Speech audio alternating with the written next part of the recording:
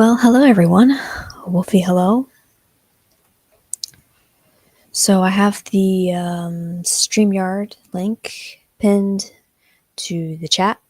So if anybody wants to come on, feel free to do so. As the little bar here saying, feel free to join. Be respectful and courteous. If you guys aren't respectful and courteous to myself, to the panelists on the show, and the people in the chat, either you're going to be timed out or you'll be banned, depending on how deep the actions are. So, okay, so I'm going to wait till the people show up. I like doing these surprise streams when nobody knows what I'm streaming.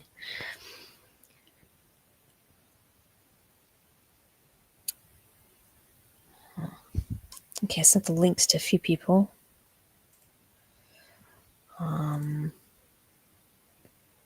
So as I'm waiting here, there's feel free to join the Discord server. It's a promotional server as well as a collaborative server, educational, very chill. Has different folks with different strokes, if you get what I mean. It's a very, very great place, very toxic free and everything. So feel free to join. That is linked, I think, in the description of this live stream, because it's one of my links. And feel free to go to my bio and follow me in all the social platforms. I also run a Twin Peaks group on Facebook that's doing very well. I could send the link to that here in case anybody wants to join. Please be respectful and courteous too on that note, because we're the top group on Facebook in terms of fandom. We don't tolerate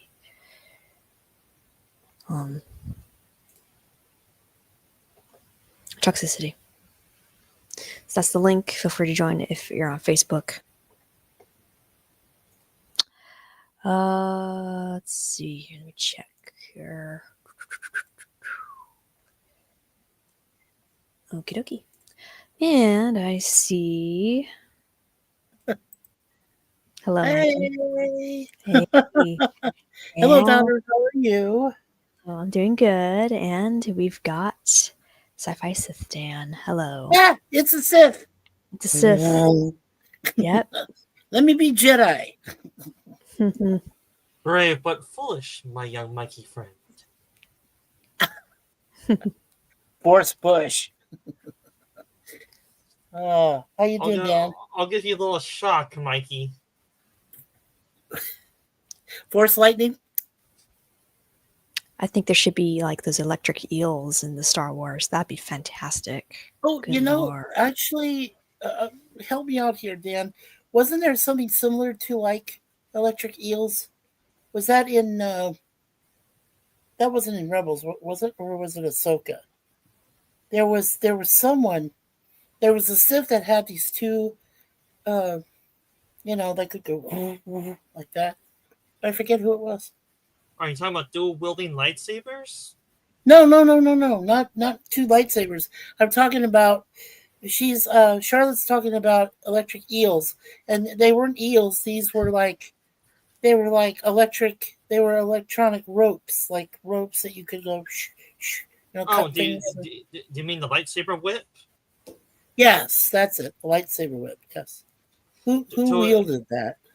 Well, there's two people I can think of in Star Wars Legends. That'll be Githany in the Darth Bane books, and also Lumaya in after the Return of the Jedi, which becomes an arch enemy of the Grand Master Luke Skywalker. And yes, to everybody's to Scarlet and Night Stars, the Rebel fans, yes, I'm a hardcore Star Wars fan, classical fan. So if you want to talk about Star Wars for hours on end, I am the guy for you. You're our man. Yeah, and the same goes for Star Trek on Mikey's part. Mhm. Yeah. We were just talking, Charlotte.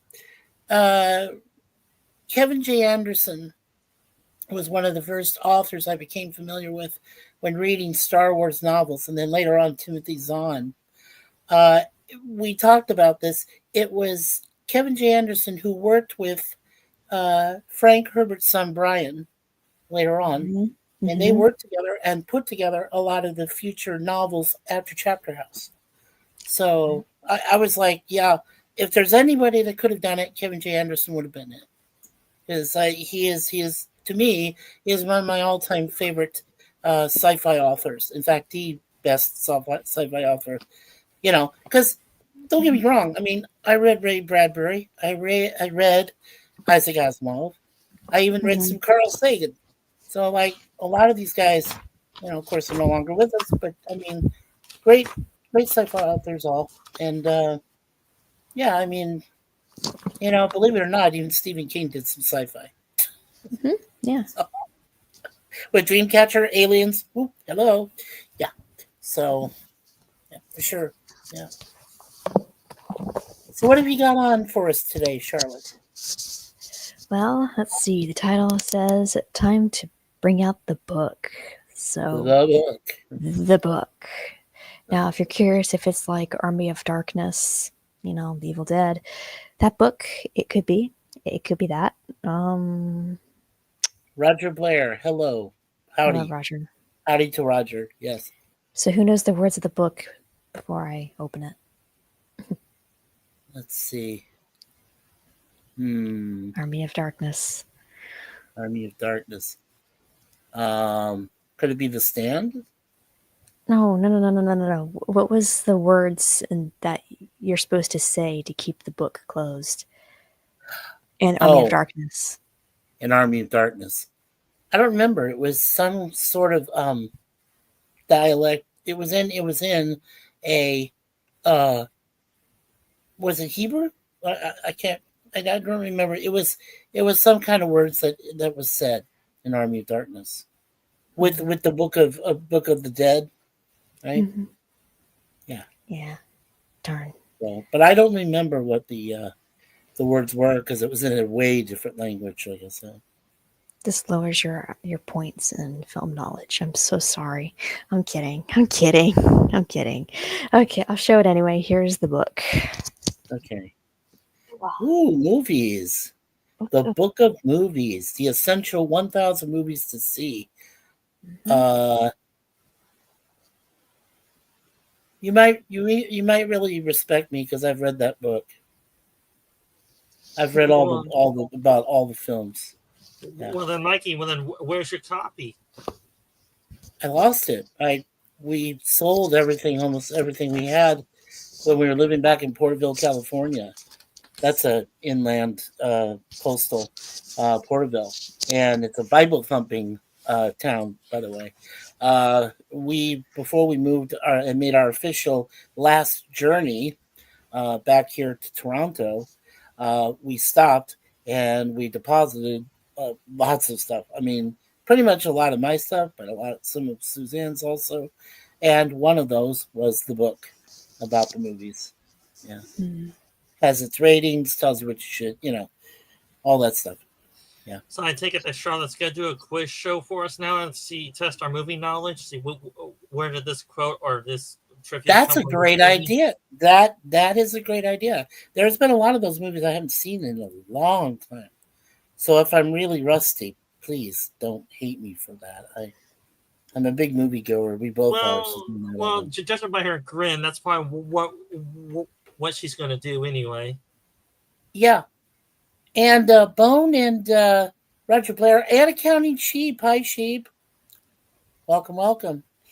Yes, people in the chat are allowed to answer as well. So if you get a chance and you answer before us, we'll see if you're right.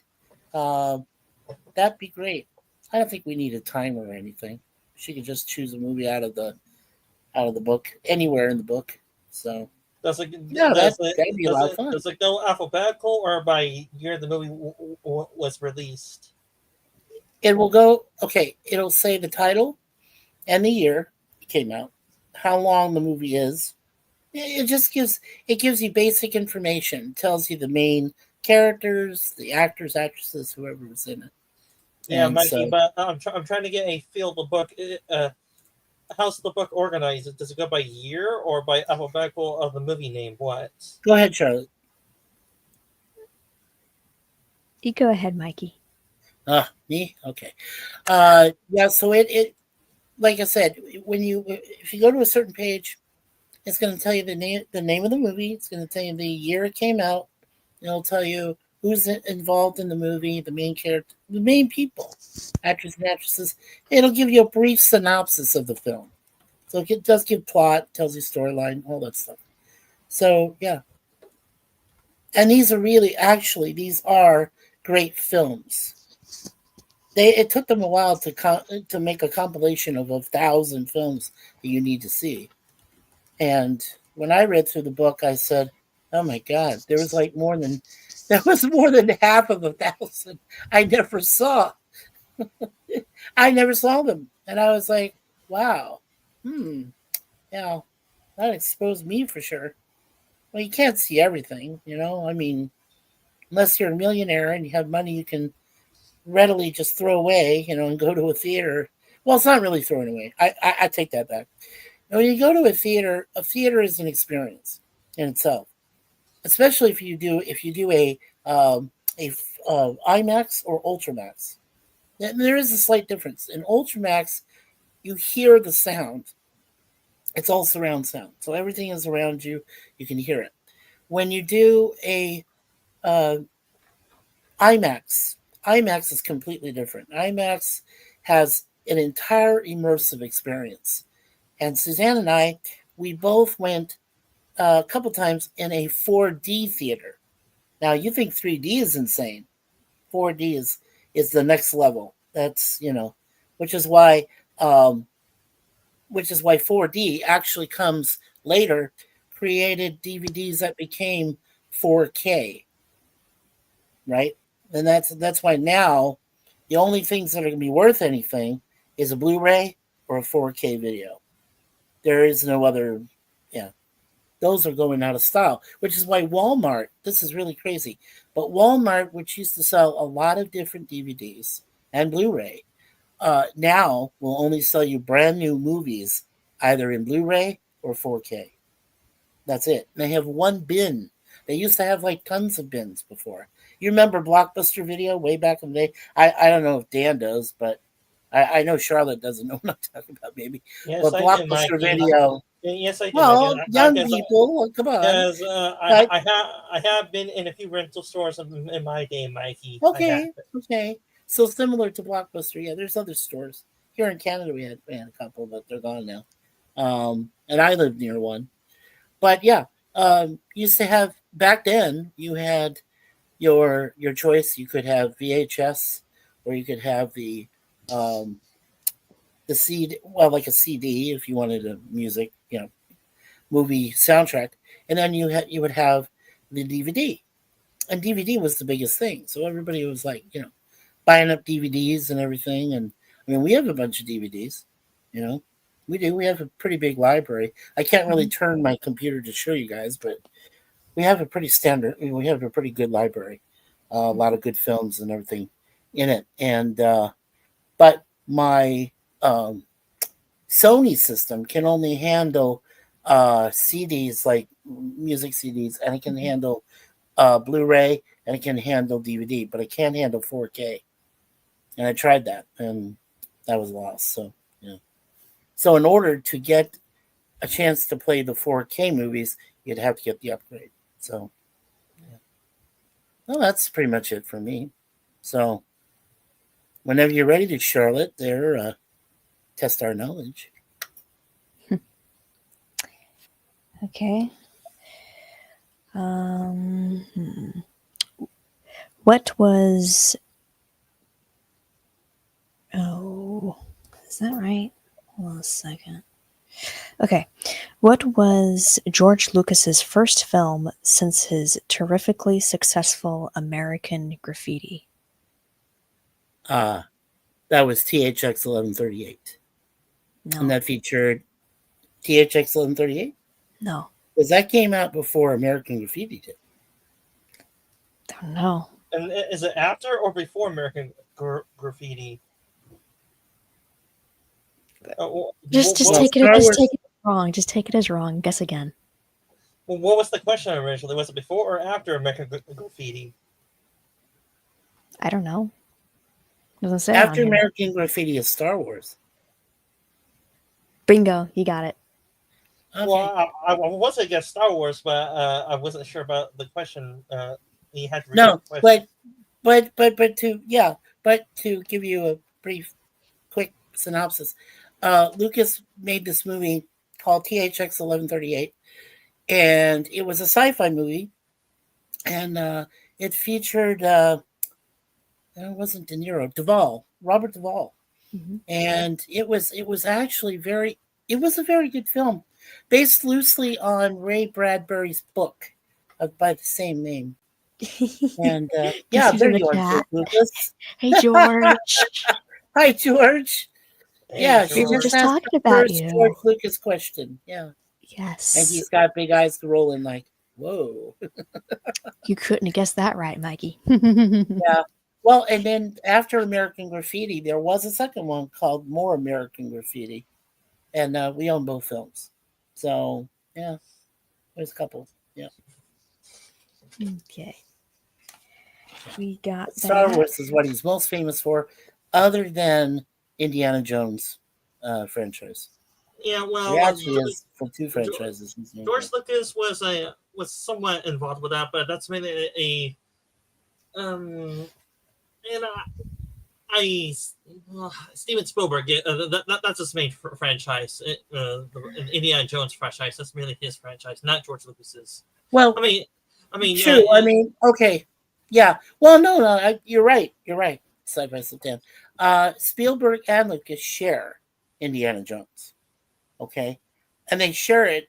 This is an intimate share with Harrison Ford, and before they came out with Dial of Destiny, they all said among the three of them it's a three-way deal. Harrison said, if you're going to do one more film, and this was just after they did the fourth one, which was Crystal Skull. Okay, so after they did Crystal Skull, I said, okay, if we're going to do one more film, Harrison has to be available. Spielberg has to agree to it, and Lucas has the final say. If Lucas does not give a final say on it, forget it. Won't do it. But apparently, the people at Disney had the accessibility to more CGI and more effects and visually, and so Ford looked at it and go, "Well, this is a great story." Looked at it first, said it's great. Spielberg said, "Oh, heck, I can executive produce it, no problem." But then Lucas had to look at it. He pondered. I mean, he was just like, because he had just lost. Because remember, his Lucasfilm was sold to Disney, so now Disney had the rights. They could but he had the final say. He had to sign off. Yes, yes, George, I'm talking about you. So he finally said, "Okay," and so I was really happy when I found out they were doing Dial of Destiny. I said, "Yeah, absolutely." So, yeah. Well, Mikey, I'm gonna be a cynical bastard, but I'll just come out and say it. George Lucas. Have you always been a cynical bastard? You can't tell me if you have or haven't. I don't know. Well, I'll just come out and say I love George, you, brother. Stop that. George Lucas, to a certain extent, has become a sellout since he sold the Lucasfilm branch back in 2012. Well, you and I discussed that. We had a previous stream where we said that when they decided to make 7, 8, and 9, the next, in the sequel, the Imperial New Order and everything. Yeah, that was a sellout, right? It's true. And what could you do about it, though, right? Because Lucas still has to say something about it, right? Even though he has no longer control, but he does have to say something about it. I mean, they can't just put it out there without him saying something. because he is the heck, creator. initially. if I was Lucas, I would not have sold the damn thing and just have it go public domain and give us the fans the freedom to do whatever we wanted with Star Wars, for good or for ill. Yeah. Yeah, I beat you to it, Anchorman. Anchorman. Hello, Scott. Good to see you. In fact, Scott, not not today, but a week from today, next Sunday, and you're invited, of course, Charlotte and Sifdan. We're going to do non-spoilers about Superman, and it's awesome. Yeah, Suzanne and I saw it day before opening day. We saw it on Thursday the 10th. It was good. Yeah, it was good. Yeah, I think we gave it what, B plus, babe? Yeah, B plus. It was good. I liked it. Should we bet that we should have George Lucas here as a mod? We don't know him, but should we trust him? Is he Hey, the real I mod? leave it to your instincts. You're a werewolf. Mhm. You're cute, werewolf daughter, but yeah, I leave it to George. you. George, you want to be a mod? I can give it to Yeah, you. sure. Yep, she can give you a standard mod ship. Yeah, I'll give you mod ship if you want to be that. Sure. Yeah. Take our time. We'll be here. Yeah. All right. Waiting. Your next Okay. question. Your next question, daughter. Okay, let's see here. Let's see. I'll What let was Dan the- answer this one. Go ahead, Dan. You answer this next one. Well, he's away for now. He walk away He just from said he said BRB in the private chat. BRB? Okay. Okay, All right. so what is the name of the second Star Trek film? Okay. Star Trek II, The Wrath of Khan. Okay, well, Sifdan, what's your answer? I see you're unmuted. Wrath of Khan. Yep. Darn it, that was too Nice. easy. Yeah. Well, and that came out in 1982.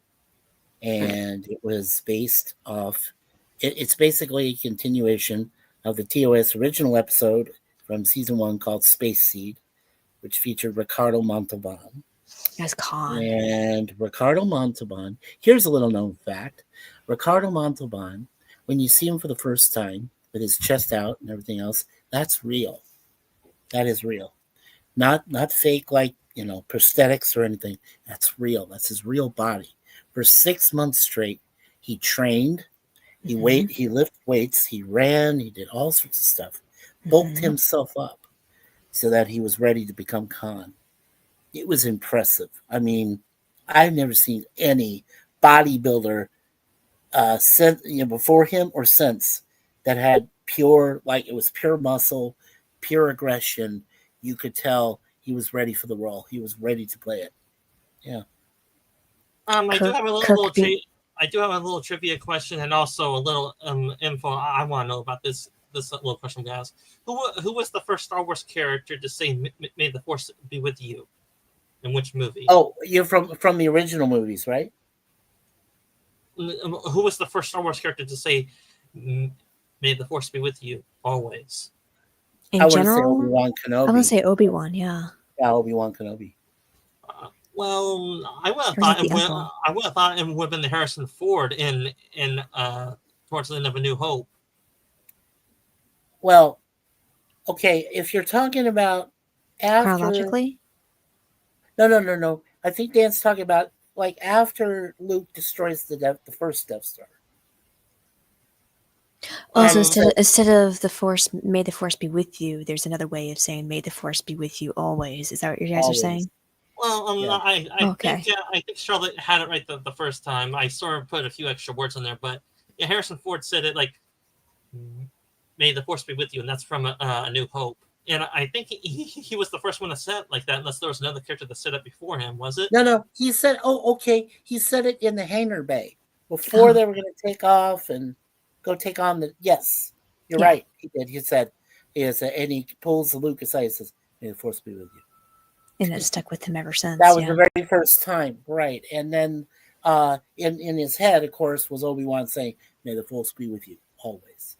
After he destroyed it. So yes, good call there, Dan. Yeah, good question. Yeah. Okay. Also, you know, Next question. yeah, go ahead. Yeah, yeah. I like this. It's great.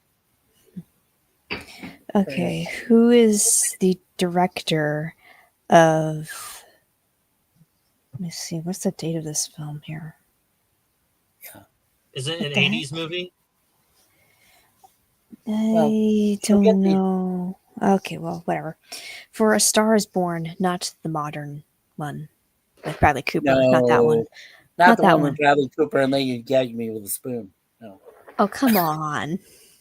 I'm not a Lady Gaga fan. I'm sorry, daughter. I'm not. I'm not. Gag I with a have was no spoon? idea. she was in Superman playing Kal-El's mom, and Bradley Cooper was his dad. That was one of the very few things I thought, in the latest Superman. Sorry, one spoiler. That's it. It's very brief. Anyway. Okay. Okay. Who is the Yeah. director of A Star Is Born? Not the Okay. modern. Was the director? I have Okay. no idea. All right, let me think. Okay, so Star is Born came out in 1976, correct? A year before Star Wars. Chris Christopherson was in the film. I don't know if this is an older version. This looks like Well, from the 30s because the review really? it says the review that was written. I guess this was wrong. I thought this was 80s or 70s, but it's not.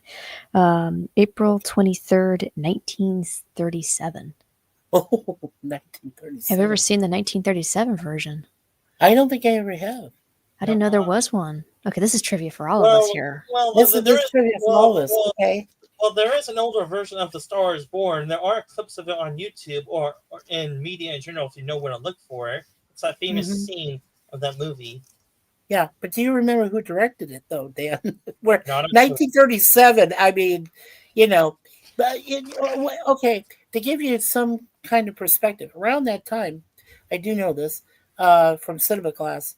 Al Jolson did his first talkie, The Jazz Singer. Now there was a jazz singer that came along later with Neil Diamond that did it, Uh-huh. but before that, Al Jolson was the original who did Jazz Singer, and it was one of the first talkies that Yep. came out around that time. So, Star is Born. Honestly, I don't know. I don't know, Charlotte. Me neither. Have you ever heard of the name? No, William A. Wellman. No, not a And the clue. people that are in it are Janet Gaynor. Okay, this is confusing. Yeah, William okay, A. Janet Wellman. Gaynor, Frederick March, Adolf.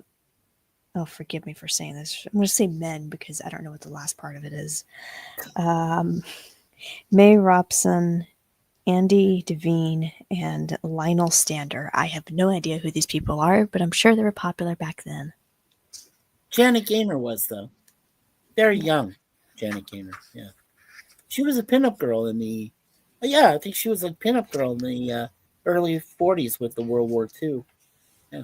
Those Yeah, pinups Mikey, they had. and Mikey, I did not know this would be in and this Mikey, book. they're either old farts in their hundreds or they passed away a long time ago. No, they passed. They're all gone. No, remember, we're talking 1937. 37. So, yeah, so they're all gone by now. Well, Mikey, There's nobody alive from that time frame. Well, Mikey, you'll be surprised. There could be a few people still alive from 1920. There'll be 105, though. Well, the one we know of, Mel Brooks, is going to turn 100 when he officially. Shh. Keep that quiet. That's what happened with Betty White. Don't Damn hex it. him. Don't hex him. I don't want to hex him. Well, Good Lord. okay. We don't have to hex Dick Van Dyke. He turned 100. He just turned 100. Okay, we don't. Yeah, let's keep him alive. Let's keep him alive. Let's keep him Yeah. alive. Thank you, Charlotte. Thank you. Yes. Okay. I'm very surprised with this Sorry. one. Very surprised this is in the book. Okay. Let me see here. How would I put this in a quizzical trivial form? Okay. Besides, what's that name? What's that? RoboCop. Besides that, what other film do you think is in this book that is directed by Paul Verhoeven and written by Joe Estevez? It has to be Total Recall, probably. No. Right. Not Recall. Okay. No. Let's see. Verhoeven. Yeah, not RoboCop. Just putting that No. out there too. Not that one. Yeah. Yeah, and it's not Total Recall. Not the original with Arnold Schwarzenegger. That was done by James Cameron. That's a great one, actually. Yeah, it's fantastic. Yeah, I don't like the reboot with the other guy. Really? I like it. Well, Michael did sort It's a of. different twist. Beckinsale's good though. Beckinsale's good in it. Well, Yeah. Michael did sort of give us another answer in the chat. Is it Starship Troopers? No. No. But you're close. Hey. It starts with that. It starts with that letter. With S. Okay. Well, So tell me, it's is the movie very, very famous or famous of pop culture? Mhm. Or is- Mm-hmm. Now, is it? Tell us without giving it away, what kind of genre is it in? Like, what movie genre is it? How would you describe it? That's hard. Oh, I'm tell gonna me, say flashy. I'm gonna say tell me, flashy.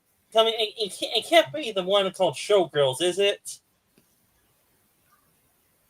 Yeah.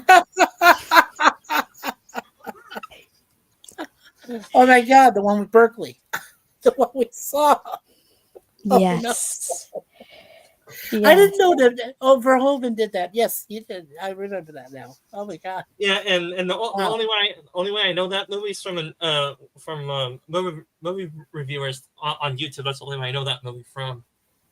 It's a great movie. Cult classic. Controversial. Oh, of course Very it is, controversial. especially for young guys that love to see certain scenes in that movie.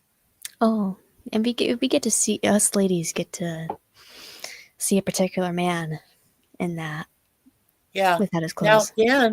Dan, Showgirls, we have never shown to Gorilla. Gorilla Oh, boy. would love that. If he wants his equal representation, he'll have it in droves. Oh, He will. His cigar would be falling out of Very that nice. mouth. Like, the cigar would be out. I don't know where the cigar will be after. you probably don't want to know, Scarlett. I'm Charlotte. Too late. She's planted the image in your mind, Dan. I like how they write it. With fearless investigative zeal, Paul Verhoeven and Joe Estevez, the director and writer of Basic Instinct, decided Yeah. to blow the lid off Vegas slap dancing and everything it stands for. This quest for truth. I love this quest for truth. That's for true. Forced And that Mr. is actually one of the 1,000 movies they recommend you see Yep. as a cult classic. Yeah. Forced Mr. Verhoeven to watch nearly every big Vegas nightclub show and Mr. Estevez to experience lap dancing on an up close I personal bet they had. basis. I bet they had up close and personal research. Yes. I'm going to sit there and watch you for 10 hours doing your dancing the pole and everything, and give you money and then ask you about your life afterwards. Are you supporting a child? Are you supporting a habit? Anything like that? Yeah. I just I like can almost imagine what the research for that would be like. I can almost imagine it. yes. Yeah, unfortunately, back then I dated a stripper. I did. For nothing a couple wrong with. months. Well, No, nothing wrong with them at all. But the thing is, Charlotte, they have issues. they do. Her real name was Elaine, but she went by a stage name. Oh, not by And- Seinfeld, right? Not that Elaine, right? Not that Elaine. No, Okay. no. Not No, Elaine Baby. her name was Ellen Elaine Pike. Ellen Pike. So she started with her middle name, but Ellen, dancing, all that thing. So not a pleasant chapter in my life, Mm. But I tell my wife everything, and that was one of the things. If you really want to have a good relationship with your partner for the rest of your life, you tell them everything about you, everything you went through. It may be uncomfortable, but at least it gives you a guideline to where you can be respectful of each other, trust one another, Mhm. and we have that bond. We love each other. So, I do have my own trivia question for you guys. I'm going to give you a little hint what it is. Okay. What is the movie where Arnold Schwarzenegger's always chilling out, and that's your hint? Please tell me it was Oh, twins. are you talking about Batman and Robin? Yes. No. Chill. I pretend that Please, doesn't for mercy. exist. Yeah, he I goes, don't- "Yo, please, doesn't for exist. mercy, have made me cold. Chill." Oh, let's see. Let me. Oh, I'm And sure his everybody knows other- this one. Yeah, one of his other favorite lines from that movie is, "Wow, a delivery service that delivers." So the next trivia question is, what Audrey Hepburn film that is fair? Breakfast at Tiffany's? Nope. No? Okay. Oh, My Fair Lady. Ah, There you go. With Rex Harrison. The rain in Spain falls mainly in the plain. That's how she learned how to get rid of her stutter and her Cockney accent. Yeah. Okay. Great What's it- movie. Okay. What's a David Lynch film based on a street in Hollywood?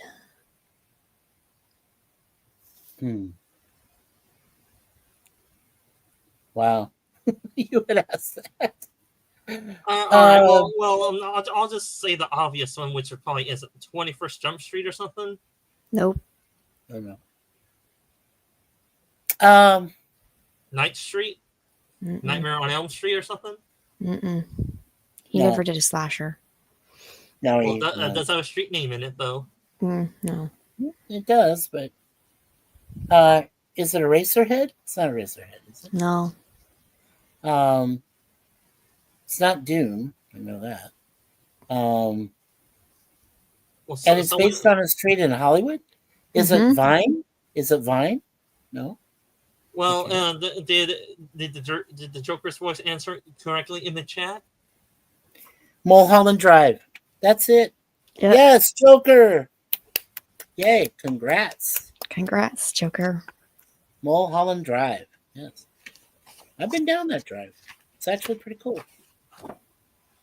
Yeah, I have a sister and her husband and her son. They live in the LA area over near Long Beach. And, yeah, I've been there.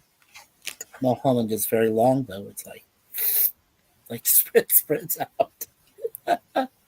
Give me a minute, Charlotte. I'm going to go grab a drink. I'll be right back. Okay.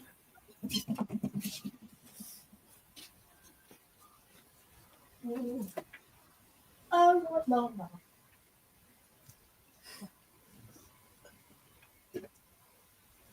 I'm glad you made this fun. Thank you. And congrats, Lester. All right, on I'm that, back. too. Congrats, Okay. Lester. I don't know. Does Lester get it? Because he gave you a hint first, and then it was Joker. Darn. Oh, he put MU. Oh, This well, is a they tough helped one. each other. Yeah. Yeah. They helped each other. That's good. That's beautiful. Okay. Oh, no, Larry's back in the hospital. Oh, I'm sorry to hear that, Larry. Oh, God. Hey, contact me later, okay, buddy? Yeah, please. Shoot. I'm sorry to hear that. Hi, Charlotte. I wish I could stay. Oh, something happened to Well, Larry? he's back at. Yeah, Larry's back in the hospital for some reason. Maybe it's a follow up or I hope you're okay, Larry.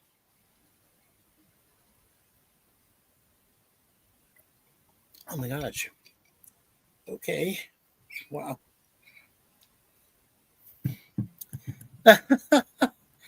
Joker says, "I'm the crown prince of crime. I don't need help." But Yeah. without Batman, crime has no punchline. He was in the chat. I feel bad. Oh. Larry, Don't I thought you were on the phone. Mike, I'm such a doofus. I didn't have my chat updated. So, Larry, it's okay. It's okay, Larry. Take care of Yeah. yourself. Prayers. And you have our prayers. Just keep safe. Stay safe. Hey, I love you, Larry. We love you. You be safe there, and I know Diane's right there with you, so you're gonna be fine, buddy. Oh, he's got his Diane. Is he he her Diane is Agent his wife. Cooper? Is he her Agent Cooper? I would Sorry, say so. Twin Peaks. Sure. You know. Sure. We love you too. Yeah, absolutely. Women have a better way to do that. I could never put that together. Mhm. May the force be with. It's like the Vulcan. It's like the Vulcan. That see like that. Yeah. May the force be with you, Larry. Always. Always. Always. Always. Yeah. Okay. What's next, Charlotte? Let's see. What's a Frank Capra's film with Jon Stewart and Donna Reed? Frank Capra. Oh, It's a Wonderful Life. Mm-hmm. That has Jimmy Stewart and Donna Reed. It says James Stewart, so James Stewart. Okay. Well, we call him Jimmy too. yeah. Larry wouldn't be that. Jimmy. Oh, yeah. James. Yeah. Hey, sit down. Yep. What is this? Okay, I don't know if anybody would know this film, but I'm going to give it a shot here. All right. Okay. It's a Paul Newman film. And from what I see of this poster here, it says, The Man with the Barbed Wire Soul. So what's the title of that film? I have no idea. Cool Hand Luke. No. No? Okay. Because I was thinking we have to communicate. Let's see. Paul Newman. Barbed Wire Soul. Is it a war film? I don't think so. It doesn't look like it. Chat, if you want to help us out. No cheating. No looking up on the internet. Yeah. Don't Google it. That would be cheating. You do Well, not wanna Mikey, Google well, the sad part is that's gonna happen no matter what, probably. Yeah. Yeah. So Paul Newman, Barbed Wire Soul. Well, let's see. I know it's not Butch Cassidy and Sundance Kid, because he was in that too. I think I know. What it is. Is it Clute? Is it called Clute? Klute? No. No. Okay. I'll give you a hint. Okay. It has 3 letters. 3 letters in it. Yes. Okay. And I'll also go even further. I'll say Paul Newman is. It has 3 letters. 3 letters. Paul Newman is. Would you even dare giving us like the first letter of 3 letters? That's weird. H. Oh,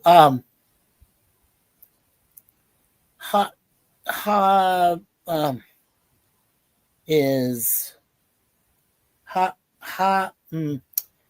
damn it.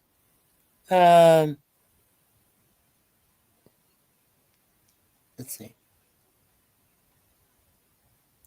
H. I can't get it. H. And only 3 letters, you said, right? So, Wow, you really did get me with one. Well, Can you think of it, Dan? No, but the 3 letters probably create a name by the way they sound, probably though.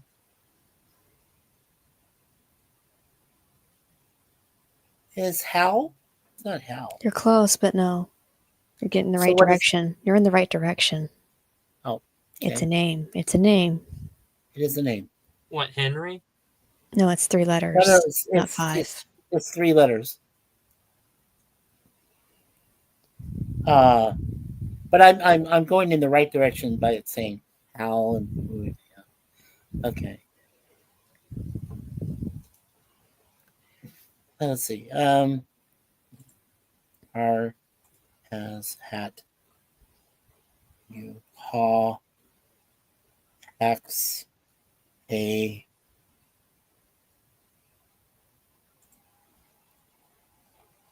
No, I can't. I can't get it because I'm thinking because it's got to be HE. Can't be. I No, know it's not after E. help, it's There's not no even E. E. It's No E HA. at the end. No. Oh, okay. HU. HUD. Yay. Oh man. Okay. Did any of you say HUD in the chat? Nope. Joker's- Nobody said HUD. I Nobody said saw HUD. you were on Brat Girl and wanted to say howdy before I start to close my WWE weekend. I'll be live streaming later. Toodles.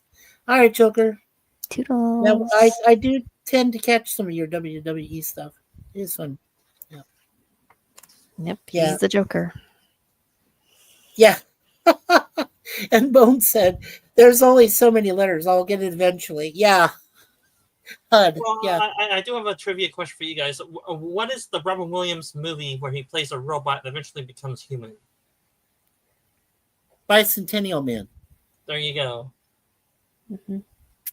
I know pretty much all. Suzanne and I both know all pretty much Robin Williams films. Yeah. Oh, here's Okay, a trivia. Here's a trivia question for me. Okay. Still regarding Robin Williams. Okay. So, name me the movie where it features Jude Law, Robin Williams. Robin Williams plays the robot, and it's in the title of the movie where he knows everything. What is the name of the film? And it was originally going to be done by Stanley Kubrick, but when Kubrick died, he asked Steven Spielberg to take over, and Spielberg took over the remainder of the film. So what is the name of it? It's only 2 letters. That's a hint. 2 letters. And it's a fairly recent movie. It came out some years ago. Yeah, it features Jude Law, AI. and Al? I believe Haley Joel Osment is in it too. Yeah, he's in it. AI. Al. AI. You got it. Good job, Charlotte. And Lester got it too. AI. Yeah. Oh, good. Thank you, Lester. I didn't see him there. Lester's Skeptic Tank. Obsessions. Okay. Cool. Mm-hmm. Yeah, please chat. Play along. This is fun. Yeah. If we don't get it, I'm sure you guys will get it. But don't cheat. Don't Google map it or look it up or anything. Don't do that. That's unfair. Yeah. Mm-hmm. Try to get it yourself if you can. Yeah. And I hope you don't mind. I'm going to hope I don't mind. I own this channel. Darn it, where is it? There it is. I would like to share the link to my merch if anybody wants to buy it. I keep forgetting to promote my merch, and I just You need to promote your merch. I need to promote my merch. I Sure. have to. And so I'm going to share the link right now. Okay. Here we go. Oops. Yeah, if you could do it in both the private and the regular chat. Let me see here. Hope this works. Yeah, you just where it says Go. tr.ee. Yeah, that's the one I think. Yeah, let me I click really it. need to start wearing glasses. I'm really starting to have a hard time reading things. Oh, this is not Uh, it. I mean, it that's not- shows it. It shows it, but that's not what I wanted. But you can guys still go to it. It's like a website that I went to. Oh, cool. Let me go. So this is another Robin Williams question. right. It's a Robin Williams character. He plays a character and he says the name of the movie title in one of his lines of dialogue. Which movie is it? Let me resend it here. Um, Darn it. Mrs. Doubtfire. Mrs. Doubtfire was a beautiful film. I think it's Good Morning Vietnam, ain't it? Oh. Well, yeah. you just answered it. I was gonna try to say Good Morning Vietnam. Yeah. Okay, here's the link, guys. I'm so sorry. Oh, It it's stuck okay. to my link tree, and I don't know why it did that. But there's my link. There's my merch. My Feel free. store. Oh, there it is. Okay. Awesome. Mm-hmm. Okay. And yep, and you've got it in the main chat too. Okay, cool. Yep, I do. So yeah, please check out our daughter over here, Charlotte Nightstar the Werewolf. Her merch store. She's got items there. They're very affordable. Just go and peruse and check it out, and it helps her channel. Definitely does.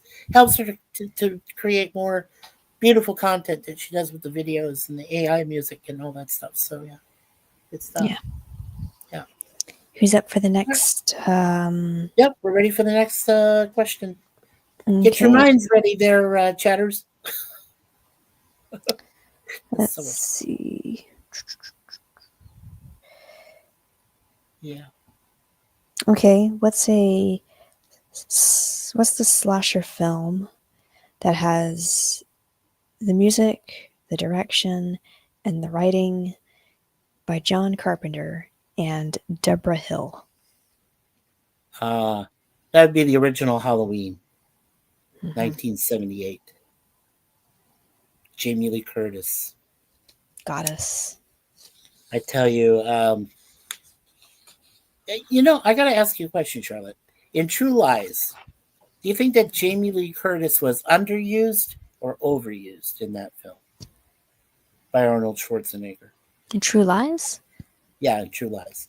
I think she was perfect. I mean, that's just that the character was, she was the wife, just a person like me.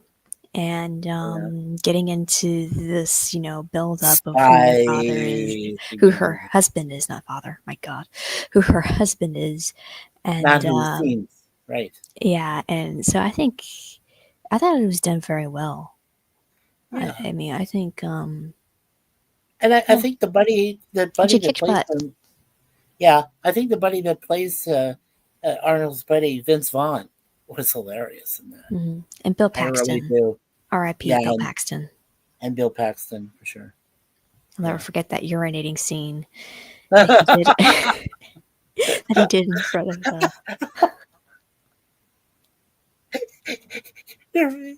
Okay, all right. No more needs to be said about that scene. Come on now. But how he saves her from the helicopter, and she's fighting Tia Carrere, right? Okay, in a moving limo, which is on the bridge, which connects to the Keys, to the Florida Keys, and it's a section of the bridge is out, and he says, "The bridge is out, the bridge is out." She can't hear him after she went like that. Yeah, and Tia's like knocked out, and so somehow he manages to save her before the thing goes whoop and over. Yeah, that I believe it or not, the first time I saw that in theater, I was like, "Oh, please save her, please don't let her die. Come on now, you just hid this, you hid your spy life from her for all this time, and now she's about to die, and save her, okay? Do that." Well, it's the hero's journey. I do have a trivia question for you guys here. This movie came after a famous horror movie, and it changed the tone and theme of the franchise, and it's directed by James Cameron. It's a 1980s movie. The Thing? I hope it's The Thing. No. Darn it. Alien?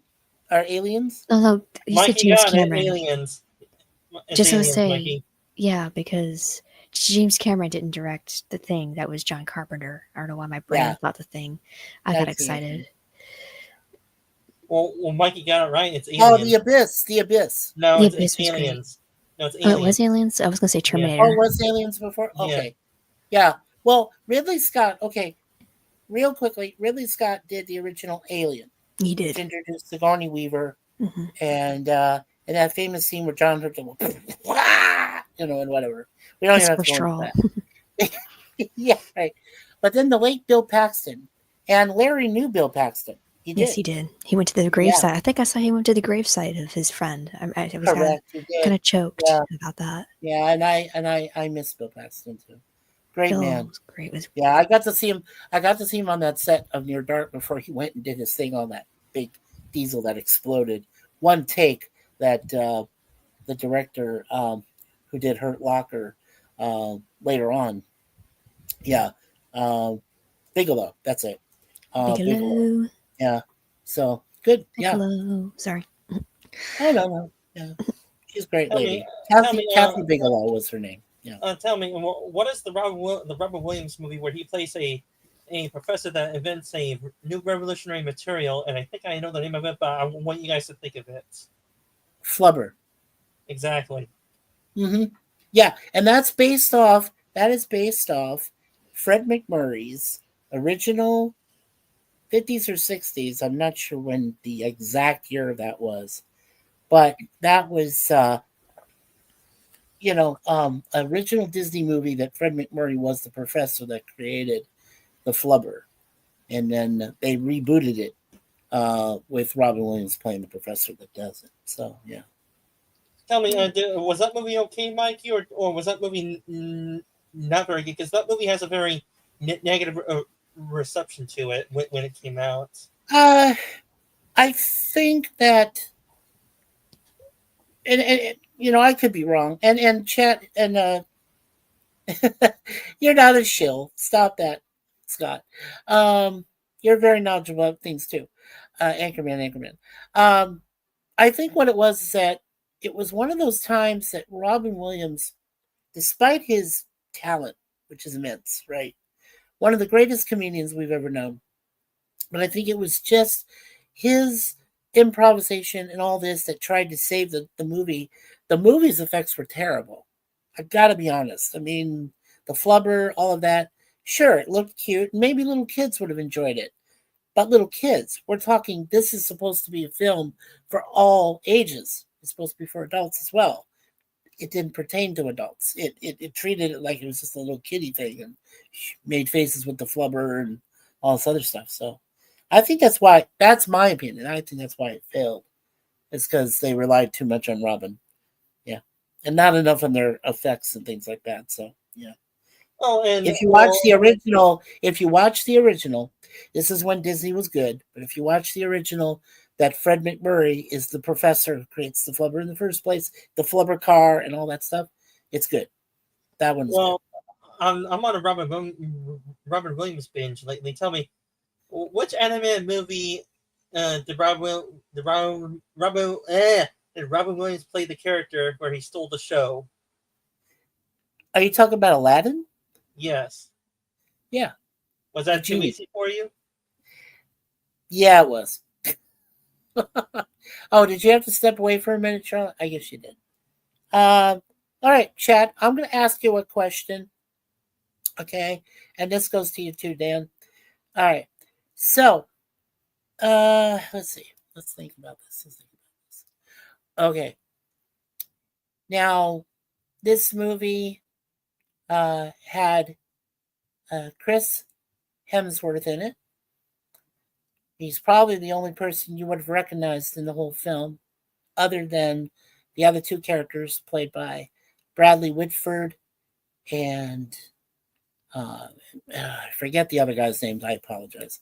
Anyway, this is probably one of those few films that the entire world was destroyed. And I'll give you a hint.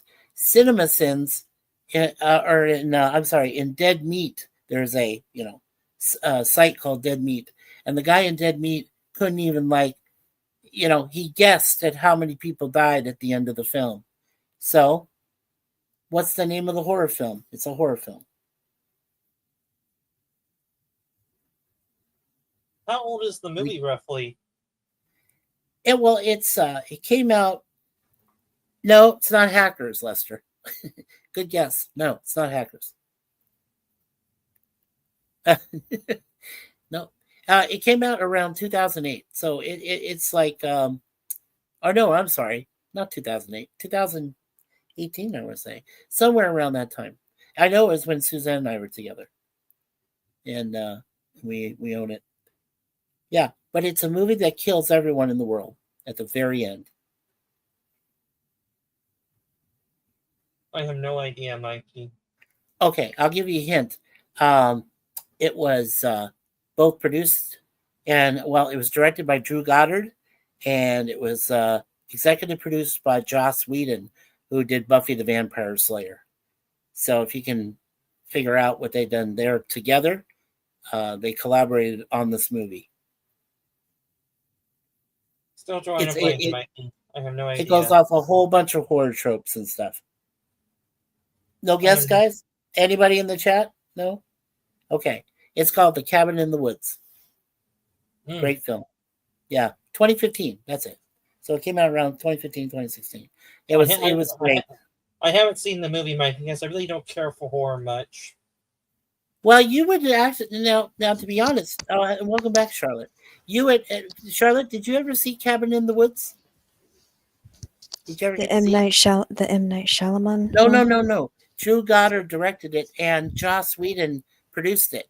It was about, this cabin in the middle of the woods, but it's like part of a deep secret NSA project where it scares people, kills them off, and everything to appease the ancient gods. Oh yeah, and it with features Sigourney Weaver in a I've cameo role as the director. Yeah, and at the very end of the movie, this big, huge hand comes out from the bottom and goes and smashes everything. And in Dead Meat, a spoiler. Yeah, that's a big spoiler. But in Dead Meat, the guy said, well, let's see, at the time there was about 7 billion people on the planet, so all 7 billion people died, and the ancient ones came out and rose from the ground and killed them all off. And I was surprised they never did a sequel, but it's Suzanne and I's favorite film, Cabin in the Woods. Yeah, it's which one version. Okay, now for the next question. Yeah, next question, Charlotte. Go ahead. This will be the last question for now. Okay. Otherwise, I forgot to share some stuff yesterday, so I'll get to that after this question. Awesome. Okay. What film directed by Milos Forman? Milos. Okay. Forman. That features Treat Williams. It was based on the musical play by Jerome Rockney, I should say. Milos Forman, Treat Williams. R.I.P. Treat Williams. Yeah, R.I.P. Right.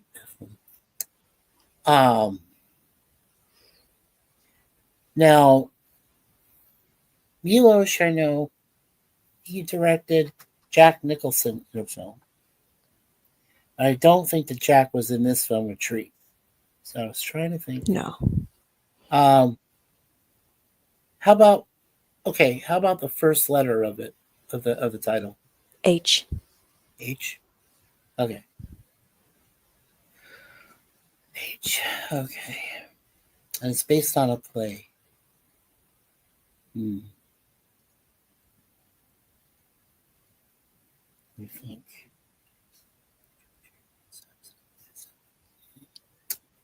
It's attached to our bodies. Heart? Mm-mm. It's not heart? Mm-mm. No. Okay. Hands? Mm-mm. Attached to our body. Hair? Mm-hmm. Oh. Hair. Ever seen it? I've seen the original Hair. Long, beautiful hair, shiny, seething, waxing. Give it out, that'll be hair. Yeah. I sang that song once. Somebody dared me, okay? From the original Broadway musical. Somebody dared me to sing the Hair song from Hair. Mm-hmm. I sang it and everybody applauded. Because I knew how to sing it. Because my mom and I are big, huge musical fans. So you name it. Godspell, Jesus Christ Superstar, Hair, all of them. Yeah. Mm-hmm. Yeah. This film even John... a Song Is Born, or Yeah, is a musical. Yeah, this Yeah. film here featured John Savage, Treat Williams, Beverly D'Angelo.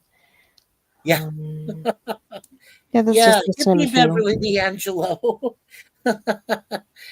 She's like in a hippie kind of like outfit. Yeah, Beverly. Yeah. Okay. Great musical. If you ever get a chance to, and it's available on YouTube, I believe. Yes, it is. Go there and see if you can find the Broadway musical Hair performed live. It's fantastic. It is. And then go see the movie. Yeah. Okay. Yeah. All right. So yesterday I forgot to reveal these two things that were on my side, and I forgot about them. I Whoops. had the other stuff on below on the floor, and I Okay. didn't pick it up. So I will share them now. So first up, it, Devil's Hole Devil's Hole. by Bill Brandon, And author what's the of plot of the book? A scarred warrior turned modern-day Avenger sees his icy, almost superhuman control threatened by the one thing he never expected: falling in love. With a background as a master sniper in Vietnam and a portfolio of nightmares, Arthur roams the country dealing swift justice to society's predators. An unstoppable juggernaut once he gets a contract, Arthur's signature is to devise a death that fits the victim's crime. But in Yeah. Las Vegas, he confronts his most daunting target yet, just as he stumbles on the woman who can make him whole again. Predator Wow. and prey, and the woman who stands between them, in Devil's Hole, each will be terrifyingly tested as intense passion and violence collide. Wow. That is Devil's Hole. That sounds intense. Yeah, Yeah. definitely. Never heard of the author, so I thought I'd give it a shot, and I like anything that has a good title. That's Next. good play. It has good storyline too. Mm-hmm. Good plot. And let's see, next one up. Let me get the sticker off. Ah, darn it, the sticker's stuck. Okay, anyway. Okay, he's by one of my favorite modern authors. And I'm sure you guys have all seen The Da Vinci Code, right? The film. Did you ever read the book?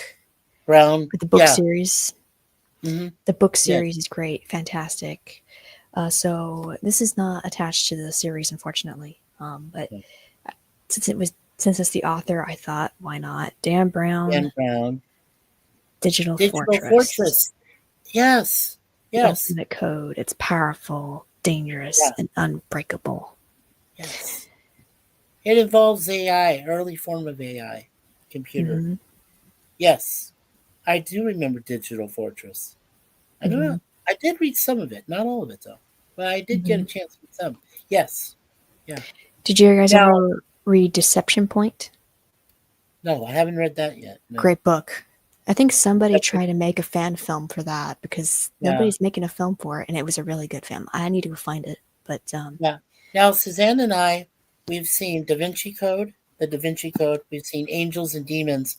By the way, great performance by Ewan McGregor. If you love Ewan McGregor, if you loved him as early Obi-Wan in the first Phantom Menace and so on, watch him in Angels and Demons. He is fantastic.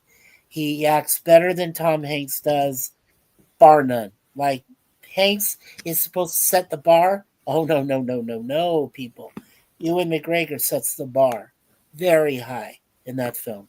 He's perfect. And what he does to himself at the end, oh, still gives me shivers. Still gives me fright. You've seen it. I know you've seen it, Charlotte. The other one that we based on another Dan Brown book was Inferno. That was good. That was good. So it basically it follows a pattern. It's Da Vinci, then it's Angels and Demons. Angels and Demons actually chronologically came before Da Vinci, and then you had Inferno about that virus, which is weird. Yeah. I agree with Very people good. when they say he's the new master of smart thrills. I think he is really good at I his think he mysteries. is. For psychological thriller, with characters that you can actually get behind. Mhm. Robert Langdon, okay, let's be honest. Tom Hanks plays a great Robert Langdon. He really does, and I would get behind him if he's leading the way and he's investigating. I'm right behind that man. I'm absolutely Mhm. there. And for all three books that I've read, is just amazing. And you know what? To be fair, Ron Howard, we all know him as a great director, okay, but if he doesn't have uh, his buddy Brian Grazer help in the screenplay and the writing, all that stuff, we're not even talking about those films. So, Brian is the unspoken partner, but I mean, he did a lot for those films for Ron Howard to make them. And Dan Brown was always on set. He was the technical consultant for all three films. He was there for everything. Yes. So if you didn't have the man himself, the writer himself, who was there to help you get along and make the movie, yeah, then we wouldn't even talk about them. But they were That was, great movies. I think they were. All yeah, three. they were the same with Jurassic Park because I remember a picture They're right there. was yeah, Michael Crichton was right there with Steven Spielberg. I remember this iconic photo that Spielberg's like this, just listening to Michael, as he's discussing something about how Of something course. should be, and it was just a beautiful film, photo of a Yeah. director with Now, the author. yeah. Now the recent film we saw, Jurassic World Rebirth, brought back Spielberg, and it brought back his underrated. I have to say this. He is one of the most underrated writers in Hollywood history. His name is David Koepp. He spells it Koepp. This man has done more for films, writing for films, than any other writer in history. And that's why Suzanne and I gave Jurassic World Rebirth an A. An A. Because it brought back Spielberg, it brought back Koepp. Koepp wrote a great story. It ended the franchise. I won't say how because I want you guys to go see it too. It's still out there, but and Scarlett Johansson was just a part of it. You know, she was supposed to be the main actress in it. She was just a part of it. The Yeah. rest of the cast did their best, and they all did it well. And the premise was great. The premise was great, and the way it ended was perfect. It ended the franchise. I don't think they'll ever have any more Jurassic World or Lost World or any of that anymore. No, it's done. Even though Well, they're saying they're going to do two more. So I'm like, why? they're gonna You don't do need it. to do two more. Well, they're Yeah, gonna do it. It makes them money. It makes them profits. So that's what I Hollywood is. understand, but It's stupid. It's Charlotte, it stupid. takes away. I It know. takes away from such a great. And then you get introduced to a brand new dinosaur. I know. I will But tell you that's that one because that's so good. Yeah. yeah. But that's what Hollywood is. I'm not saying that's what it should be. I just think Hollywood is always gonna do the same stupid thing, like they do with Star Wars, like they did with Star Trek. They're gonna do a Jurassic World by because people go to the theater to see it. It's dinosaurs, so of course they're gonna do that. Yeah. It's And just this, yeah. that's And just the the way it time, is. right. Hold on And a the second. timeline, I just want to mention too quickly the timeline actually between when they chronologically, by the time after they finished Dominion, Hmm. in their real time in the story, it's 32 years after Dominion, after Jurassic World Dominion. So a lot had changed in that Hmm. time. People Exactly. were, yeah, people were disinterested in dinosaurs to an extent. They, eventually the dinosaurs were dying out by themselves. This is in the intro, so I'm not spoiling anything. Yeah, and it didn't They were just didn't dying didn't out on their own. The whole thing they were saying, and then they finally realized, wait a second, there's this major global uh, viral thing going on, and we need dinosaur DNA, and they could only get it from one island, not Isla Nublar. No, no, no, they yeah. didn't go there. They went somewhere else. But But but didn't great. like Ellie Sattler say something in the first film like dinosaur? And her explanation to Hammond was, this is not their era. They had their They had chance. their time. Everything, yeah, everything has changed. They have to adjust to a whole new thing. How do you? They're going to be experiencing something new. Sure. I mean, she already knew of the danger that this was going to be. Even Ian Malcolm was saying chaos theory, like you just brought in the past into the present. how's that Yeah. going to impact our future? And so Right. I just think I do like how this was going with the franchise. And now that you're saying there was Yeah. a viral thing that's going to Yes. involve dinosaur DNA, I'm thinking Ellie Sattler probably predicted this, and I think she probably has died. If She really did. She yeah, actually did in the, was it the third one they ended up where they were on the island and they had to call her hmm and then she had to bring in the Marines and yeah, everybody say that. Yeah, that was Jurassic Park 3. Yeah. yeah, Which is actually one of the uh, lesser popular lesser movies of ones. the friend. It's a okay. I'm not It's saying meh. it's a great terrible movie. It's meh, right? It's meh. But it's not one of the better films. And No, but she did predict. I mean, like she told Hammond, she said, "You know, you're playing with fire." They had their playing with moment. This fire. is not what you do with these done. And what you find out eventually in this one, in this rebirth, is that there was another secret island. I won't tell you where it is, but I mean, you find out and you're like, wow, okay. And this explained a lot. It actually brought in some exposition. You know how most people don't like backstories and exposition. Well, this actually explained how they came to be on Nublar and then on the other one, Isla Sorna, later on. Because there was a Project Zero, there was a ground based island near French Guiana, by the way, but I won't say where it is, exactly what it is. But that's where the experiments began on all these different types. So when you saw them from Jurassic World, the Indigitosaurus or that big thing, they came from this other island, and that's where they go. That's where Rebirth is. So yeah, And also, I like how what you mentioned with Ellie Sattler saying, "Oh, you're playing with fire." That kind of mm-hmm. reminds you of Prometheus, right? Like Yes, the ancient myth, Greek myth, yes, where Prometheus took fire from the gods to give to yes, humanity, and he was punished for that because, mm-hmm. and with the eagle or whatever it was, eating his liver every day as he's chained to Yeah, chained to a rock. And then you think of how Mary Shelley with her yeah, Frankenstein novel, and she yes, named it like the modern Prometheus, mm-hmm. and that brings his punishment, Victor Frankenstein's punishment of he created life from the dead, and um, everybody. I know there's the debate like maybe Victor Frankenstein is the monster because he did He's what the he one who did. did it. He's the one who did it.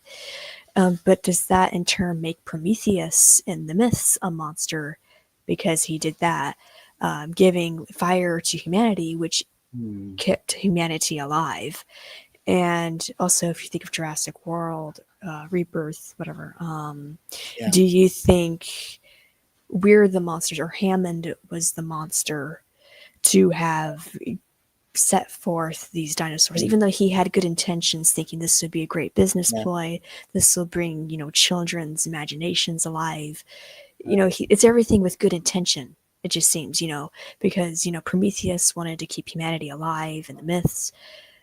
Victor Frankenstein wanted to help people who had loved ones die to bring their loved ones back to life. And then you have right, Rebirth, when Hammond wants to bring children's imaginations to life, make them, happy, make them, as well as the money, obviously.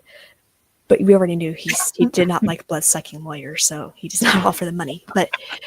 Um, but you get what I'm saying, right? Like, there's a I common do. theme.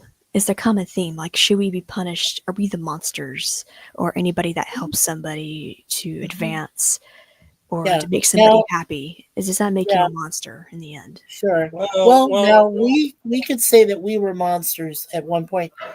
Dan, or Charlotte, did either of you see Alien Prometheus? Oh yes, I did. I Okay. Beautiful have. film. Yeah. So in Prometheus, the supposition is that human DNA did have a direct influence on how the aliens were first created Hmm. and how they became and went out into space and whatever. So, does that make humans who were exploring out in space there to find this one being who then eventually create the aliens? Does that make us monsters? That is a good concept there too. Yeah. Mikey, I don't know Mikey, because I'm thinking that we were made. It's not our fault to explore. It's not our fault to But we want to pass see. on our DNA to other species, which may not have Well, been that's monstrous. sentient or built up, and then that's how the aliens became. So yeah, Well, no, because Mikey, Alien because Covenant dives into that more too. yeah, Alien because Covenant. you had to think of Alien Resurrections. You know, Yes. that one guy, he was using Ripley for her DNA. This is, I know this is a Yes. spoiler, to meld Yes. with the xenomorph to make a human That was xenomorph.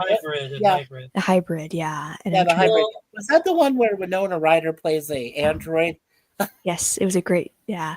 And good fact, she is afraid of water. The actress in life is afraid of water because she had a Yes. drowning incident when she was younger. So this Yes. took her a lot of strength, a lot of Yes. mentality because she's in a lot of water scenes. And Yeah. so I say I give her a lot of credit. You know, I love that I do film. too.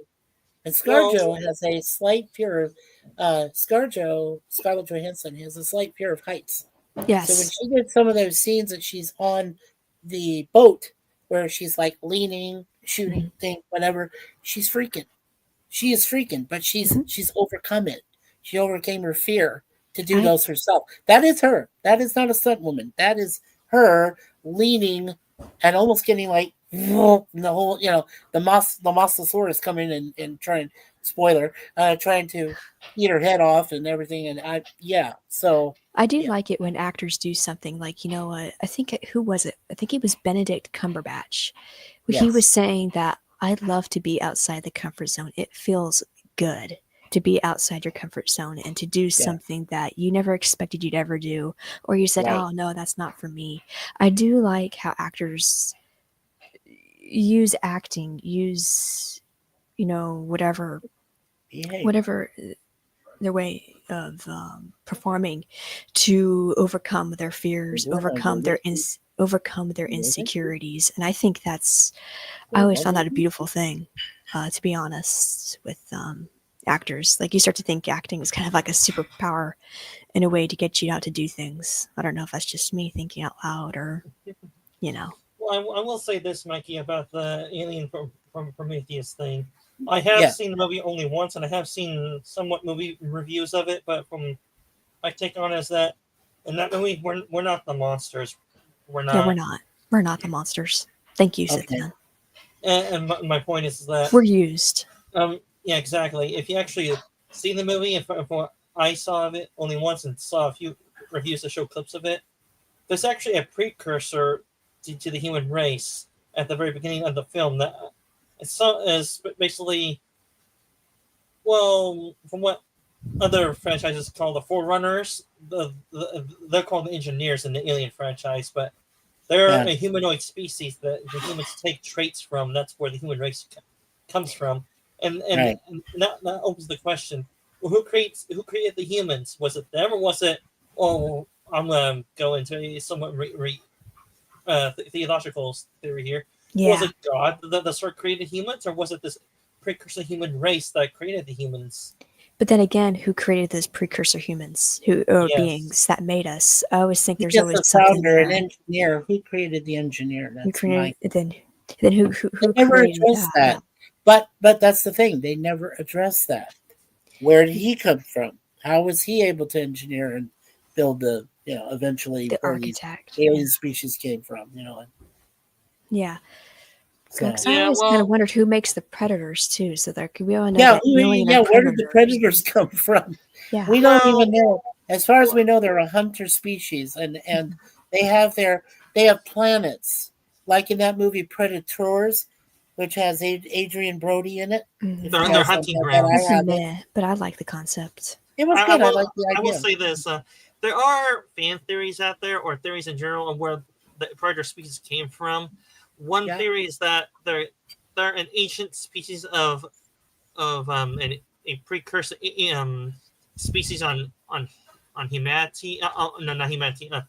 Precursor, like they're like a bridge species between lizards and mammals. That's why they have traits of both species. They're like a bridge species, like from the age of reptiles, which is probably the age of the dinosaurs. They're probably a species somewhat closer to that era, and then hmm either a now I'm gonna get my tinfoil hat on. Either a highly advanced alien species picked up that predator race from that time period, enslaved them, and then give them through genetic splicing and genetic manipulation, transform the aliens into a bipedal predator species, and that's they eventually overthrew their slave masters, and they became the predator species. And some people say that the predator species is actually older than what we realize. The predator species could be as old as 60 million years or older than predator species could be, because they're like they're like a bridge species between humanity and the lizards. They're a bridge species. I kind of think with the predators, they could have been around during the Aztec people or like the Mayans and all those people, because how did the Aztecs, the Mayans kind of learn some stuff? Or maybe even the predators learned from them. And I think that's what the one film was with Indians. Yeah, I think they briefly, Charlotte explained that. They said that if they did exist in the time of the Incas, the Mayans, the Aztecs, which people was VP. it that did Quetzalcoatl? It's AP. Yeah, AVP, right? Alien versus Predator, right? Yes. So, I think it was the Aztecs that was into Quetzalcoatl, which was the god, their god, and that could just as easily been the predators themselves. It could have been the aliens themselves, flying object, whatever. So, I don't think the xenomorphs are able to fly. I think the predators are more the brains in terms of flying objects. Right. While xenomorphs, they latch onto things to get to other places. Like they know how to sneak, because I think they're more of a stealth. They have stealth technology, which is way beyond what we. Xenomorphs have more of an advanced brain. Even though they kill things, that's what they do. They just kill. But predators don't. They're originally a hunter species, and they had to find their equals, and they did find them in the aliens. Yeah, I will say this: that for the alien species, there's a large debate about that. I would say, fans would theorize the only intelligent alien there is in that alien so-called race is the queen. But beyond that, the species is pretty much, they operate on animal instinct. The only really intelligent member of that species is the queen. Yes, right. Like an ant, the ants in real life. What we have, ants. Well, when you go back, or queen bees. Yeah, but when you go back to Alien Resurrection and how they were trying to get Ripley's DNA, Ripley's DNA came from the alien queen. They had the same thoughts, everything. Yes. That's why she was so special. That's why they didn't kill her off after Aliens. Yeah. They kept her purposefully throughout, like the rest of the franchise. Yeah, they could have killed her in the second one very easily. Yeah, but I think that's how she was able to beat all the aliens. She was able to know quickly, which is interesting. So, what made Ripley then? So I always think about this. This might be cool, Mikey. You remember Dune. You love Dune. You and I both memorized Dune. And Dune was based on genetics, over time. Genetic breeding. With the Bene Gesserit, and all that. Bene Gesserit, and I'm thinking, maybe it was like that with I always like to think that these are connected with Dune, even though they don't feature these elements. But it still involves space, and genetics. And Ripley has the alien queen something inside of her. I'm thinking maybe there was something to do with the breeding. So when she came out and as an adult, and she's doing all this stuff, we don't really see her before life. We just know she was on that ship because she was with these crewmates. She's a lieutenant or whatever she was. She was a high up person. And she's sent to this place where the alien is, or where the crewmates supposedly to find people or whatever, or get materials. And so it's kind of like I think that it was like a setup for her as a journey. And they wanted to test her to see how she would be with the aliens in general. And I think that probably is why they wanted her to go back in the second film to get evidence, this occult evidence of what has Right. happened. And I think it was more when you find of the one guy that joined her to get the specimens was A corporate Everyone did. douchebag. yeah, the corporate douchebag. But you know, the guy that sent her over. In the Nostromo, right? Yeah. Yeah. By the mining company or some other thing that ran them. That ran Hold on a those second. ships. Let me ask my mom here. Mom, you remember in the second Alien, and there's that one guy that sent her back with the crewmates to get. No. We're not talking about the actor. We're talking about who was that guy, that character, What was the his guy. name? Was that in the second Aliens? Yeah. Was Yeah, that it was in the the second second one? Aliens. Yeah, Yeah. Let me. You know Oh, what? I I'll think- take a look at it on IMDb if you want. I think to. so. That she got angry with. Yeah. Who Hold was he? on. Who was he? Find it. I'll find it. Hold on, From she's coming up. 1986. Let's see here. He worked for the corporation, but yeah, he wanted her to get the specimen of the specimens to get the alien, right? So I think it was another test up. I don't know what that was, but you know, of course, in the third Alien, it comes out like, oh, there's clones, right? Paul And Maxwell so Van Leeuwen. Was his name Van Leeuwen? I don't know. I'm talking about the character in general. And Oh. so what I'm saying, okay, back to this, it was like now we realize there's such clones because we see the guy Right. that was the doctor in the first film coming back to life, and he's this guy that's this mastermind. And so how do we not know how many clones there are of Ripley? That's another thing right there. And and so I'm kind of just think like it's in Dune. Like Dune brought up clones, right? The Golas, as we call them. Okay. There was a guy who was a doctor, but I don't think that's him. No, he's just a slimy there- corporate guy. He's just a slimy corporate guy. Insurance man, ECA rep. I don't know. It doesn't really matter. What I'm saying is, how do we not know that there's clones of Ripley, and how long this genetic thing was going on with her having a xenomorph self in her, and that this was a test to Right. increase our advancement into xenomorph mindset, and maybe possibly predator. Like I always had this mindset, like there's a connection with all of this. So we know Dune with its breeding program. Right. I'm thinking it was kind of the same way with Alien, and I think also with Predator, that there's some kind of like with humans trying to be breeding, and or maybe some other force I- or I can do beings you- doing the breeding. Yeah, I can even do that before that. In 2001, the actor who played Haywood Floyd caused that glitch in HAL 9000 to go psychotic, and it was to hide the true meaning of what was on Europa, which was in the Jupiter's moons there, and the monolith. And so in 2010, when you have Roy Scheider come back to play Floyd, and he goes on that joint mission with the Russians and the Americans, and they revive HAL 9000 to find out what it was and why Dave said, I can see stars, and all this stuff. But that was all planned. Floyd already had it it was his mission from the moon after they discovered the monolith to hide this information because it was sending the signals out into Jupiter's moons, to Europa and Io and all of that. Mhm. And so that's why HAL 9000 was going to kill off the crew, go and get, physical evidence and all this stuff of the monolith and everything else that's on that other planet, and then bring that back, and they were going to examine and do all this stuff. But it didn't quite work out because Dave shut them down. So, so then in 2010, and I read both books. So, I mean, these are I can't do fantastic that, novels, Dave. by the way.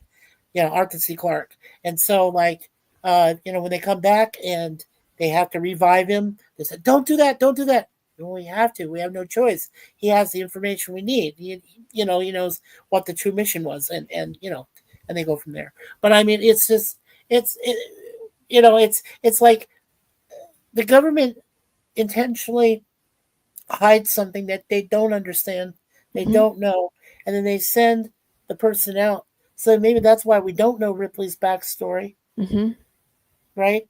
And of course, don't forget in Dune, House Atreides, it was Jessica who was a Bene Gesserit witch. She went against Yes. their edict and decided to marry the Duke And and get a boy, not a Paul's daughter. dad. And I mean, yeah, and so yeah, I mean, you never know. It carries on. Yeah. And I like with Sure. the book that I'm reading right now, the Tarza, the Bene Gesserit Tarza, is telling Odrad, do not go against what you're told to do. Like if you're going to be with somebody and you're going to mate with somebody, you will tell us beforehand for us to approve of it, because they didn't trust Because of Jessica, and yeah, because of Jessica, what Jessica did. yes, So unknowingly, well, that's we all know that she created the Kwisatz Haderach. You know, yes, and the, and which came up the Stella tyrant. Katie said, yeah, yeah. Yeah, which came back So the God Emperor Leto the Second. yeah, Um, but God yeah, Emperor of Dune is a great book too. it It's in is. those top six that Frank wrote. God Emperor of Dune. I do remember that too. So wow. It's a great I mean, novel. Frank Herbert is one of my all time. He definitely is. He is. He's fantastic, and you know what? And like I said, I'm very happy that his son Brian took up the mantle, and I'm Hmm. so glad that he asked the help of Kevin J. Anderson, one of the greatest Star Wars writers of novels ever created, We need him Robert back. Zahn, and asked him to back him up. Yeah, and there you go. That's where you got all those other great novels, which I Yeah, haven't been able to read yet. I wish I could. I I'll try to stopped after find him. after House of Doom because it was Frank. But Yeah, I'll try to find him. I'll see if I can. yeah, see if you can find more of Brian's books because they're great. Yeah, Okay, let my yeah, he magical wrote some fingers great at stuff. work. Yes, Yeah, I just think it's just very interesting connecting things together. Like a lot of people, it's like the same thing when the interconnections of films, even if they're unrelated, but they just somehow just seem like they'd be related. That's how I kind of felt with David Lynch's films. A lot of people don't agree that they're all connected in terms they of are. their surrealism, but They they are. are. I really think they are, because look, They just may be. Well, the they're thing maybe. I figured out about Lynch, you might agree with me, Charlotte. Hmm. David Lynch comes from different places, even as far back when he did Eraserhead, right? Hmm. So and Mulholland Drive and so on. So he's done all these films. They might be in different places, but there is one interconnected uh, reality Yes, to all of them, including Dune that he finished up. yes, And that is that is the power of humanity. We've lost our humanity. We've lost our sense of self. And I see that in every single movie Lynch does, even Twin Peaks. Is that the whole series and the movies after that, Ring of Fire, whatever. Um, we've lost Fire our Walk sense with of Me. self. Hmm. We've lost our humanity. We've lost our creativity. This guy called it. This Lynch called it before he passed. He knew we would start to settle into a routine Yes, where it was like we felt we had no responsibility at all. We didn't have to worry about consequences. We didn't have to worry about uh, life in general, hmm, objectivity, creativity, productivity. All was irrelevant. Everything was just the way it was, and blue, blue, blue, and that's what it was. And he called it. He called it. Lynch called it. And I was like, I see that in every single film he did, everything. And I was like, why didn't you tap into it? Why didn't you people really look at the films and figure out where our society was headed, where it's gone downhill? yeah. Why 'Cause didn't you even see that? Yeah.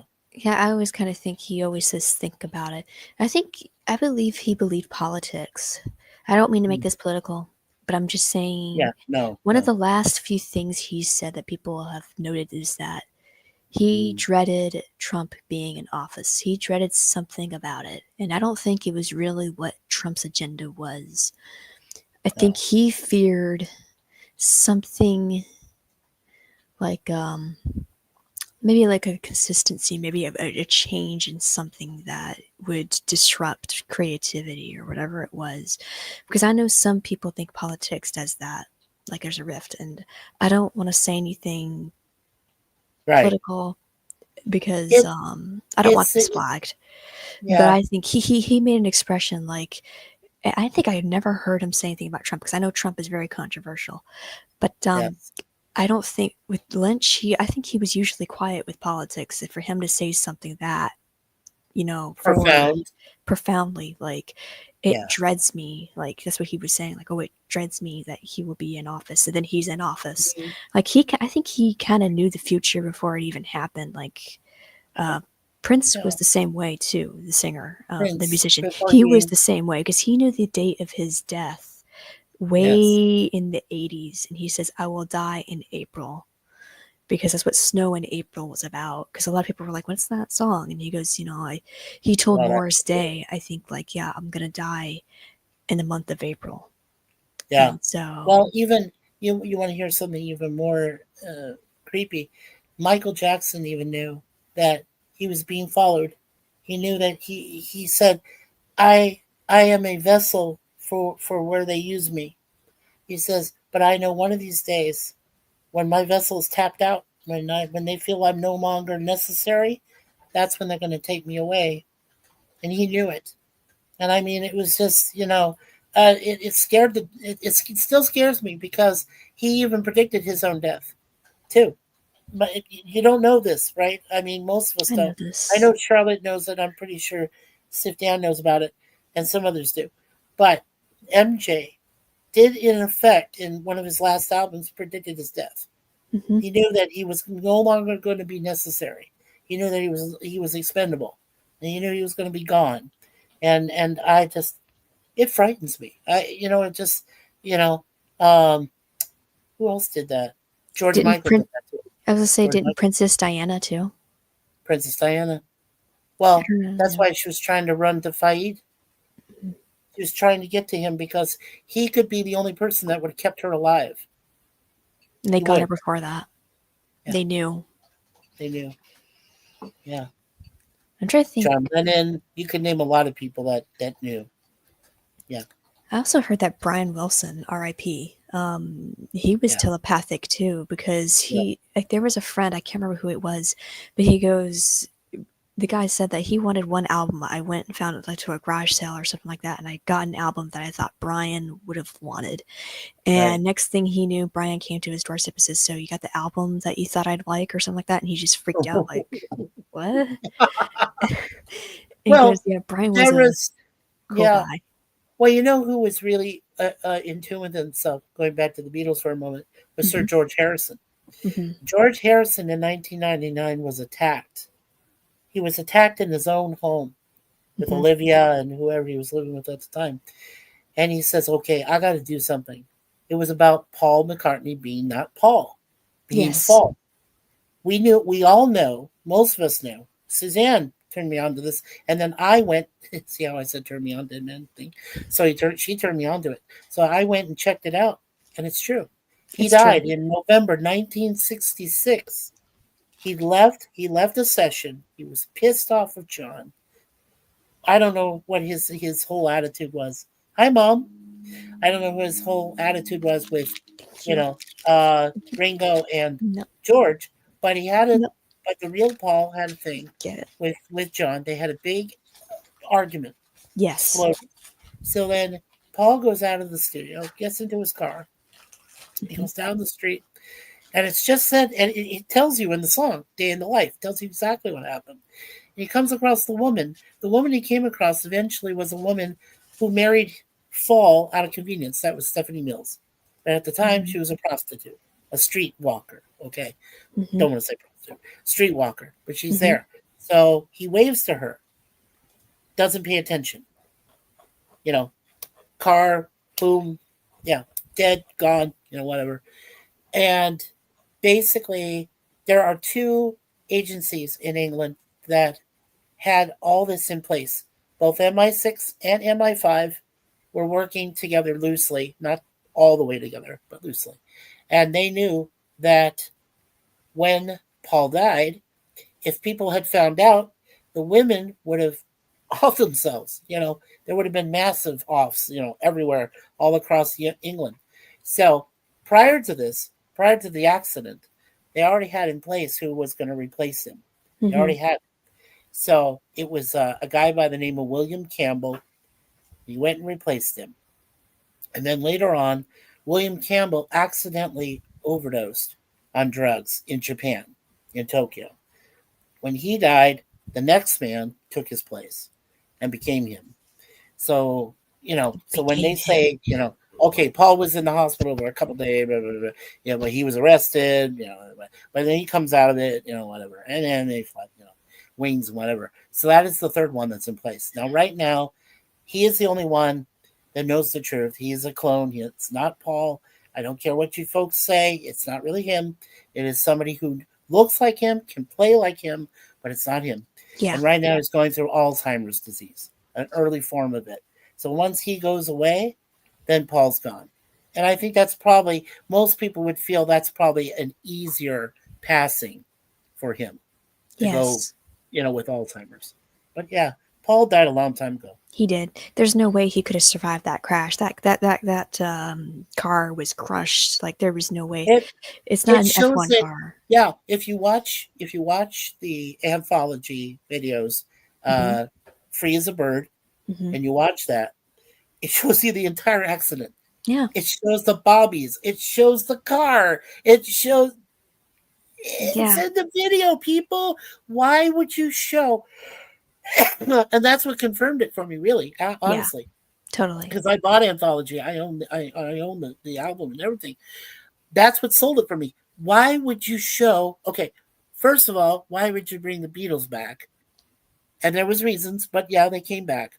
Okay, so why would you make a video showing plain as day how Paul died, where the car crashed, where the bobbies were, people were watching? Why would you do that if it wasn't real? If it didn't happen? Why would you do that? I also saw a friend known as Medella Man. I haven't heard from him in a long time, but he goes by Bean Stone or Ben Stone on Facebook.